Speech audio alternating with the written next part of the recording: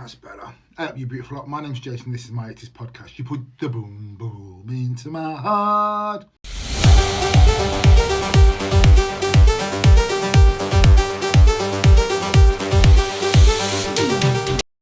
You beautiful lot. My name's Jason. This is my 80's podcast. You put the boom boom into my heart. Right, I'm here with the amazing Scott Lawrence. So I've been trying to get Scott on my podcast for a while. We've sorted it out. So this is in two parts. So the first part is 10, 10, 10. 10 questions, 10 minutes and 10 seconds to answer. He was just brilliant. So this is my first part of my podcast with Scott. We'll be talking about some 80s, growing up in the 80s as well on this podcast. But the second part will be a bit later on because we went on for about an hour or so. So yeah, he was absolutely amazing. And I knew he would be good and I knew he'd be an amazing man, but this was just brilliant. So please take a look and a listen to the amazing Scott Lawrence. Hello, my name's Jason. It's my 80's podcast. You put the boom boom into my heart. I'm here with the amazing Scott Lawrence here. So please, so Scott, I'm absolutely astounded. I love the fact that you've come on, and I've been wanting to come on for a while. But we've all witnessed it together, yeah. Absolutely, absolutely. So I'm going to do the 10-10 with you. So so I'll start the quick. It's quite quick. So you just answer quite well if you can answer quick. See how quick you go. Right, you ready? The first question is, come on, what was the title of Bross's debut album? Push. What were they famously known for wearing on their shoes? Gold sport tops. Right, now we're going to go something different. So how many UK #1 hits did Madness have in the 80s? 1. Can you name the lead singer? Suggs. Your head bit's gone again. Turn your head bit. That's better. Suggs. It keeps going down. Right, Queen's 9th studio album was a soundtrack to which movie released in 1980? Oh, crikey.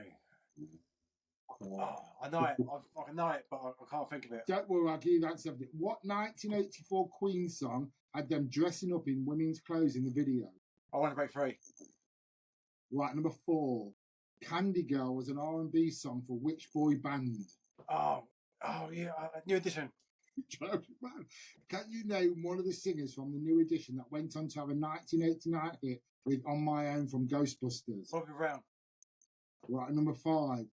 What sort of attraction was there between Michael Douglas and Glenn Close? Fatal. Can you name the 80s follow-up movie that came after Romancing the Stone that starred Michael Douglas and reunited him with Kathleen Turner? Judah. Number 6. I've got the brains, you've got the look, let's make lots of money. Prince. Pressure Boys. Who duetted with them on their 1987 hit, What Have I Done to Deserve This? You should get this. I always say that I should get this one. George Michael, right, because teacher, I've just gave you the bloody answer. Because teacher, there are things that I don't want to learn. It's from which 1987 George Michael song? So again, I didn't hear it said. Teacher, because teacher, there are things that I don't want to learn. Oh crap! I know it. Teacher. Yeah. One more try. Other figure. Who did he duet with the year before on the hit I Knew You Were Waiting? Aretha Franklin. You need to pull your thing. Your head bit's going against Scott's going here. Right, this is a good one. After the Muppets went off air in 1981, Jim Henson developed which classic show? Bag of Rock. Can you sing the theme tune, a bit of it? Well, I'll go. There's no going to Bag of Rock. There you go. Chase the cares away. Worries for. Right, number 9. Can you tell me what year Only Fools and Horses first aired? 1982. And what was Del Boy's catchphrase? There was 3 of them, so I'll let you can be any of them. Oh, is it? You plonker? yeah, that's fine. Right, number 10. So I've got a few questions on this one. So, what was Bross's first single? You have to First think of that one. Released was I Do Nothing. First single in the charts was When I'm Famous. So which? Right. Who was the youngest brother, Matt or Luke? I think it was Matt by about 11 seconds. Or 11 minutes. How do you know better? I should have just got you to do this one. What year was their first single out? Their first single was 87, but their first single that made it big was When I'm Famous 1988. I didn't really need that, and did I? So them that was probably one of the quickest 10 I've ever done. I'll go through. You were right. The first one was Push, and it was Grolsch Bottles. House of Fun. The name of the lead singer was Suggs. Flash Gordon was the soundtrack for the movie, and it was I Want to Break Through. New Edition, Bobby Brown, Fate of the Track. You know, the Jewel of the Night is the one that most people always forget about, don't they? Because they normally know the other one. Pet Shop Boys. Just as, it was One More Try. I know you said Father Figure, but I took your first one because it was Aretha Franklin. It was actually 1981 to. There was Only Fools and Us, but it's new. Yeah. And he used to say, "Lovely Jublet," or "You Plonker," or "Kushta." Kushta, yeah. And it was I Owe You Nothing. I didn't even know.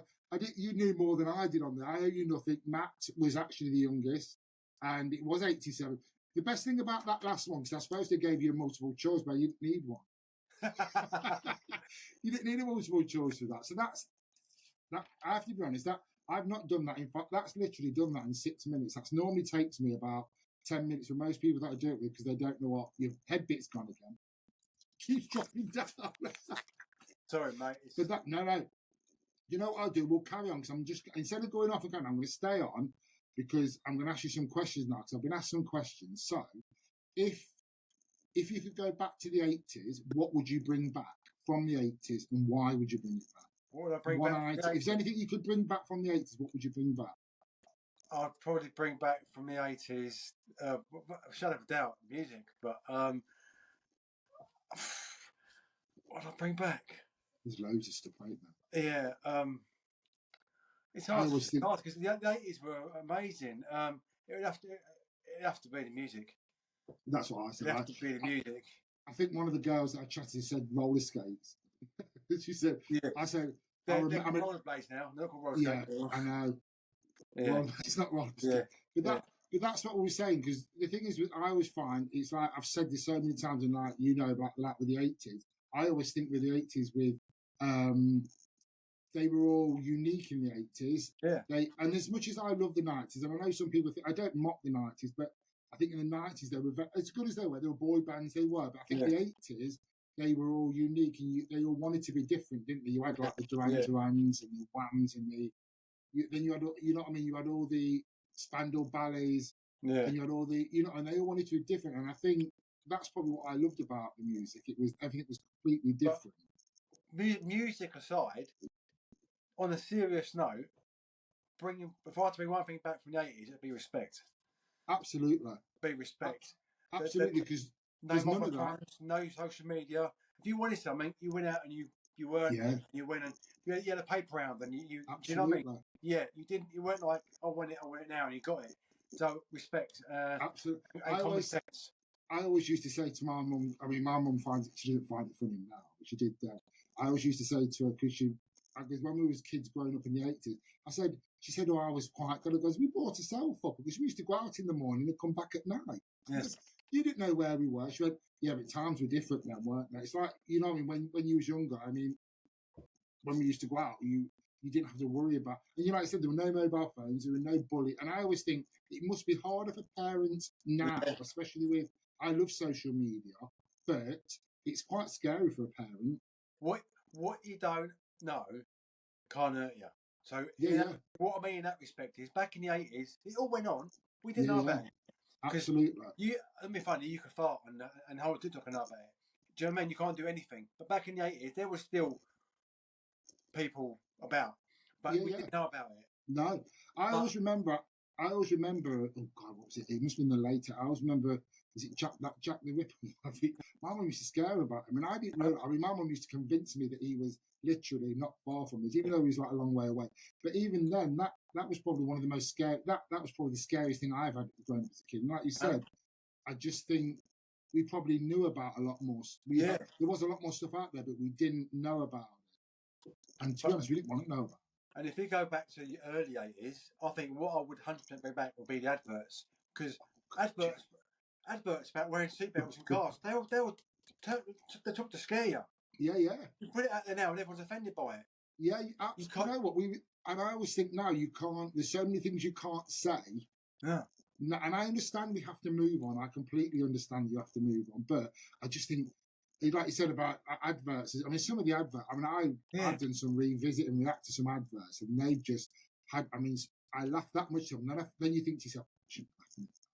But you can, because I did.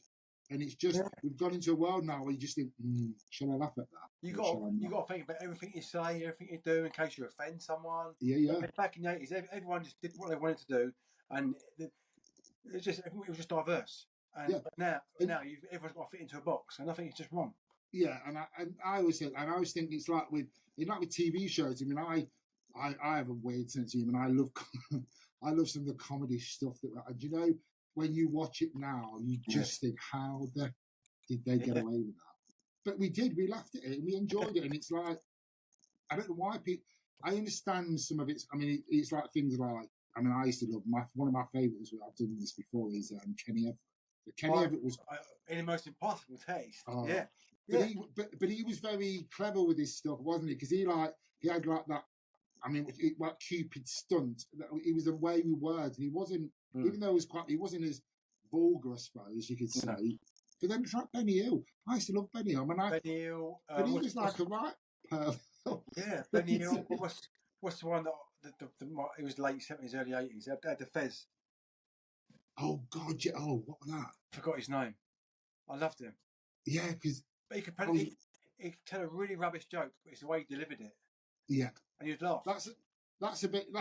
That was a bit like. I mean, it's like my dad used to love Cannon and Ball. Yeah. And we were talking about it.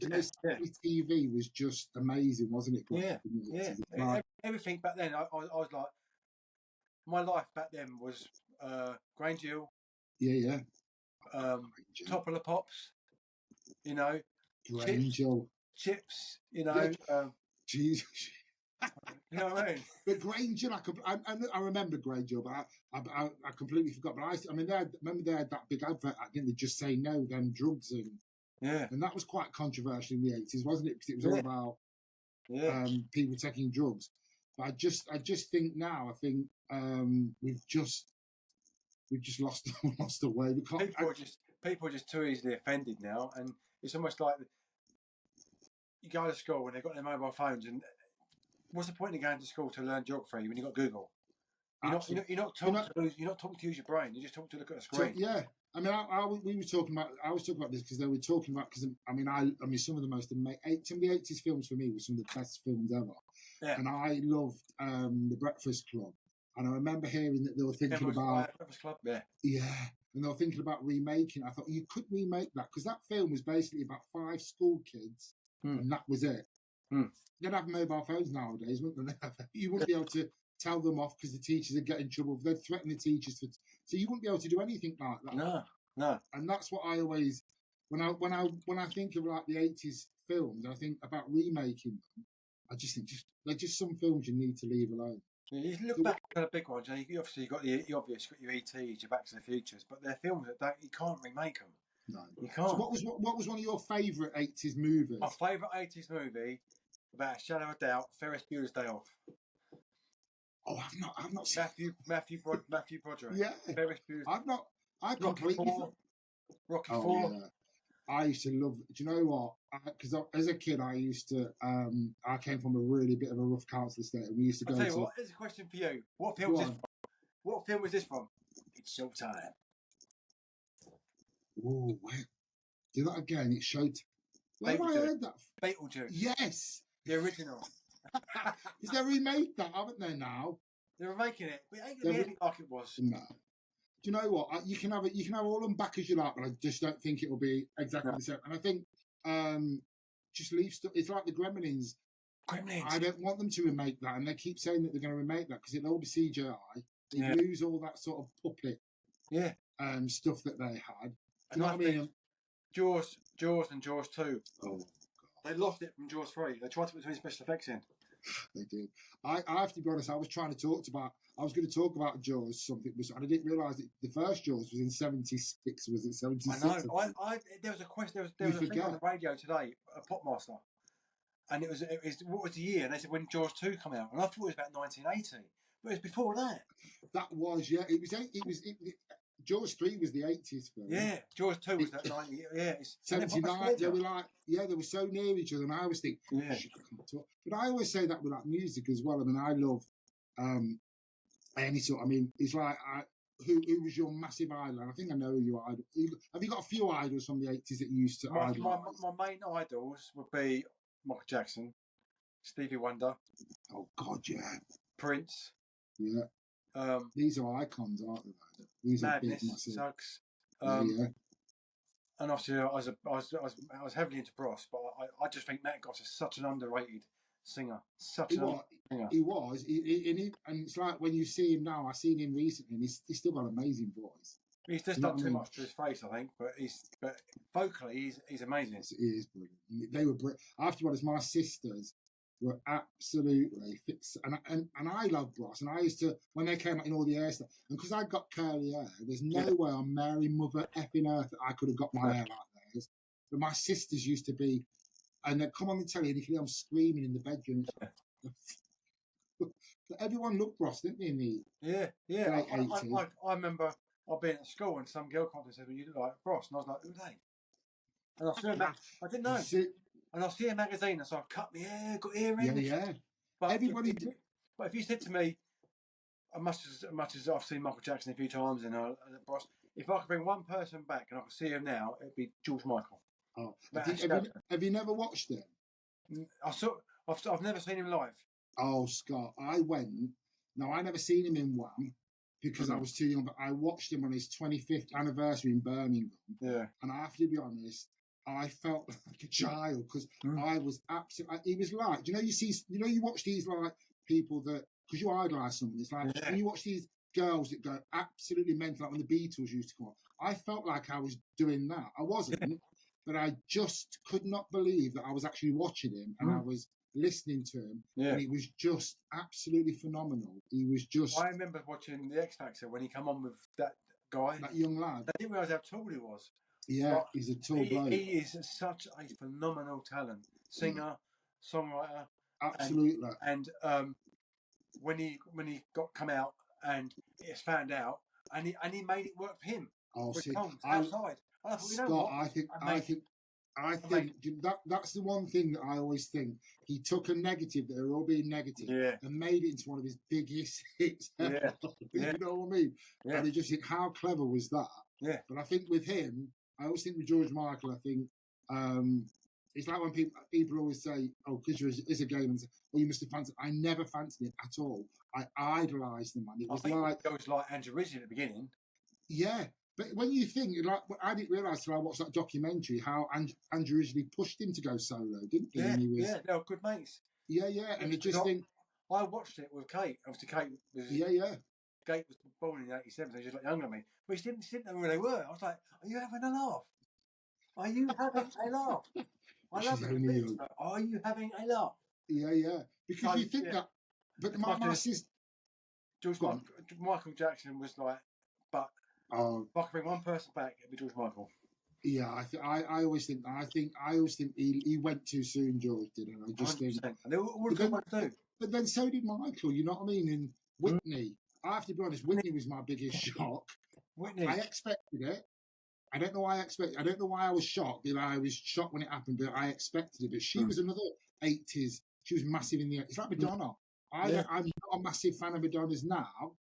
But 80s Madonna, her and George Michael. People will slate her now because she's done stuff to her face and that. But what they forget is the girls that are out there now big are only there because of her. Yeah, that's what I seen that video because of her with Pink saying that when someone was going on about the face and Pink said, 100%. We should be more. We should be how she's opened the doors for all us. 100%. You know what I mean? And I always think that with some of the 80s. And Michael, I have to be honest with Michael Jackson, I did love Michael Jackson. I saw him live, right? And first time I saw him live, it was bad. I kid you not, he come out, and I was with a mate of mine at Wembley Stadium, and he come out, and I said to my mate, "Is he on roller skates?" It wasn't, it was his feet. I thought it was roller skates. It's the way he moves, isn't it? Unbelievable. And he was only it was live, it was at the top, and it was like, you know what?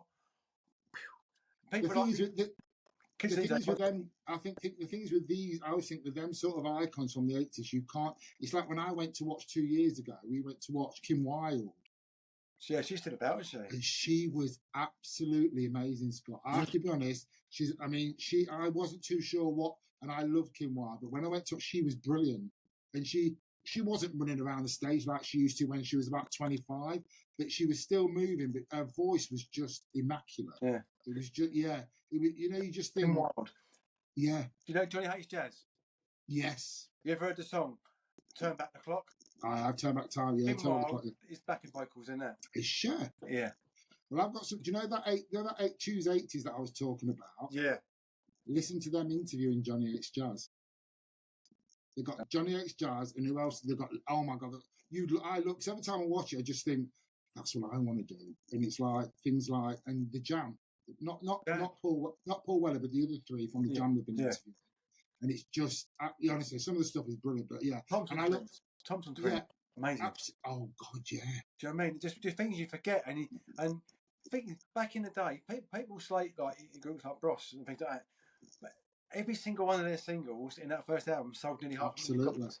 And I always think with the 80s music, for me, the 80s music, the 80s is the one decade that always comes back, and everybody loves it. Yeah. I mean, some people moan about it, but I just think it was a very colourful, wasn't it? And people didn't care.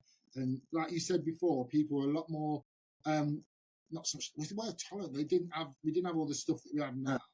And I think with the 80s, people just enjoyed it, didn't they? Enjoyed it for what it was.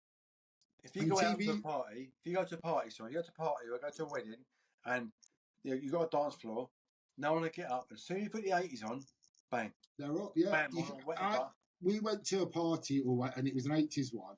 And soon as that few bars of that I wanted to dance with somebody came on, I've never seen so many people get like some nut jobs trying to run on that dance. You know what I mean? And for me, that's what 80s do. And it's like when I hear 80s music, it makes me feel happy. Come on, Eileen. It's like such a feel good, massive song. I always remember "Come On Eileen" from when I was at school disco. That and Young Guns by the Wham. That's all I remember is them two but they're feel good songs, aren't they? As soon as you hear them, it just sends me. I just love all that sort of stuff, and it's not. I just feel like if you go 30 years forward now to 2054, you won't be talking about out now. No, you wouldn't. They're still talking about the 80s and 90s. Yeah, they would, and that's when you think. Because I didn't realise until it's like waking up before you go. It's 40 years old yesterday. Was it yesterday? 40 years old it was. It was come out in the 14th of May, 1984. Jesus Christ. I just think that's a TikTok. That's a TikTok. It gave me inspiration for a TikTok. There you go. 1984, it came out 40 years ago. And you just think, Jesus Christ. I know. I'm getting old. Scary. You know what I mean? That's all I keep thinking to myself. And then, do you know what? I always think, as much as I keep saying, I always say to myself, I don't want to get but I'm glad I'm the age I am because I experienced the 80s I did. Yeah, 100%. What we experienced. You know, what's your oldest memory have you got as a child? Oh, God. Have you got a memory? From the 80s, I've got loads. I've got loads before that, but from the 80s, I always remember. Talk about it. It's a bit of. I've talked about this a million times. Remember the Arrington jackets that used to be out years ago? I had a red one. I've spoken about it so many times, and I wanted my name on the back. Now we came from a really council estate, and my mum said she wouldn't because I'm not having your name put on the back because people will think you're council. We came from a council estate. The woman was mental. Yes. But that I remember that, and I always remember not being able to have the mousetrap game. And Mr. Frosty because she told me that I would never. She told me that I would get eye headache, and then she told me with the mousetrap I'd play it once and I'd never play it again. I used to like Kaplunk. Oh, I love. And was it with the hippo thing, the Hungry Hippos? Hungry. I used to love that. You used to sit out, go mad when you used to hit them, though, didn't you? Because it just. Yeah. But what was the other one we were talking about the other day? Frustration. That's good. Yeah. And Operation used to give. Operation used to give you electric shock, didn't it? Yeah. Scare the life out of you. Yeah. And I'm sure that metal tweezer used to be too big for them slots. Because there's no. Yeah. Completely. Oh, God. So, what was the question I was going to ask? There was loads of things I was going to ask you about the 80s. Fashion. Yeah. in the 80s, Scott. Right. Did you have a shell suit? I had a shell suit in the early 90s, yeah. Oh, I had one in the 80s. I had one that used to make me sweat like a glassblower's arse because it was just so hot wearing them. But yeah, so what item of clothing did you have in the 80s? Right, 80s. Lois jeans, just before Bros. Yeah. At school. Lois jeans. It would have been Adidas kick trainers. Oh God, yeah. Pepe keyring. Yeah. Keyring. Yeah. Yeah. And you forget. What's it called? Pierre Cardin jacket. Yeah. This is why I love doing these podcast chat, because I always forget. You have your own memories of the 80s, don't you? But when you listen to other people, because you just think, God, yeah, I forgot about that. Or it's like when you talk, especially when you talk to different women or men about it, because it's like yesterday they were talking about something, and I thought, I can't even remember half of that stuff. No, I remember. Yeah, I said Adidas Gazelle trainers, which are still about now. Yeah, they are. You know, but yeah, them sort of things. And you never had. I used to iron my jeans. I used to iron them. Have plate down the front. You did. I ironed my jeans. Yeah, and it's like what we were saying the other day. It's like when you used to go out, when women, I can always remember one of the big things is women's hair. I always remember when my mum and her friends used to go out when I was a bit young, when I was like 10, 11. I was thinking, how the hell have you not set your head on fire?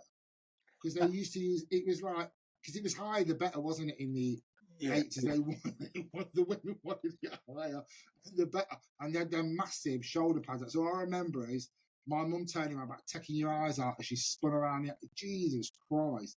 That's all I remember is the big, massive. And my dad used to have it was a bit like, I've got a photo of it. I'll have to put that on. It was like a purple pinstripe suit. And it was from I think it was late 70s, but I had it. And I can remember trying that on when I was about 12 or 13. It's a clown, man. I always wanted it. And I don't know why I didn't get it, because something must have happened for me not to get it. But I always remember, that's the sort of stuff I remember about clothing. And I always remember, what's one of your first memories you remember from growing up? Well, before that, with school, if you was one of the in crowd, you had Farrah trousers.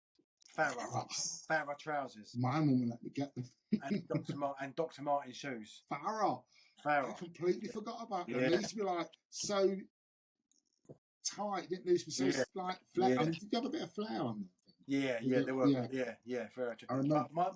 My oldest memory, I lived in London. I lived in South London for the first 10 years of my life. I moved to West Sussex when I was about 10. But I remember being in London, and I was out in this. It must have been a 7 or 8, and it was snowing, and I was playing in the snow. And I remember my dad and my granddad having a conversation about John Lennon being shot. Oh God, yeah, So that must have been 80, 81. Yeah, it was 81. That's a memory to have, isn't it? Yeah. So I remember when he got shot, and I wasn't 100% sure why it was a big deal. I always remember that. I remember talking about it. I remember playing. I was playing in the snow or something like that. I remember him saying, I ain't young. I didn't know John Lennon was then. But once you get older, you appreciate. Absolutely. You think when we was growing up, and someone said to me Elvis Presley, I was going to say Elvis Presley, get out of it. But you know, now then you get older, you appreciate the people made it for the rest of us. You know, and this is what I always say about it. It's like, I mean, it's like you saying, like you bring back I love vinyl music, and I always wish that I'd have kept my mum through a lot of my way. Yeah, and you know, now that would be the one thing I would try and bring back if I could bring anything back. It'd be I had loads of it, and it just. Do you remember your first record? Yeah, I do. There was two. The first one was the Queen, because my dad was obsessed. This is why I love Motown and Queen, because my mum was obsessed with Motown, and my dad was actually obsessed with Queen. So I used to, and the first song I wrote was "It's a Kind of Magic" by Queen, but also it was "Physical" by Olivia Newton-John as well. So there was two of them. But yeah, so that I remember that, and I remember one of those like box records players that you used to have them on. And you used to put like loads of different records on, and they could drop down. Yeah, drop down. Yeah. So what was one of your favourite? What was the first record? My first record I bought was a 7-inch Culture Club, The War Song. Oh, that is a classic song. How amazing was Scott? Thanks ever so much for that, Scott. It's been Oh, do you know what, mate? I've been waiting to get you on to my podcast for such a long time. And thanks ever so much for agreeing to come on. So that's my part one with Scott. So the second part will be coming soon. So please, thank you, Scott. That was just absolutely amazing. So if you want to follow me on Instagram, TikTok, Twitter, Facebook, YouTube, press the link down here. Subscribe. Go on. You know you want to. Have a good day, you beautiful lot.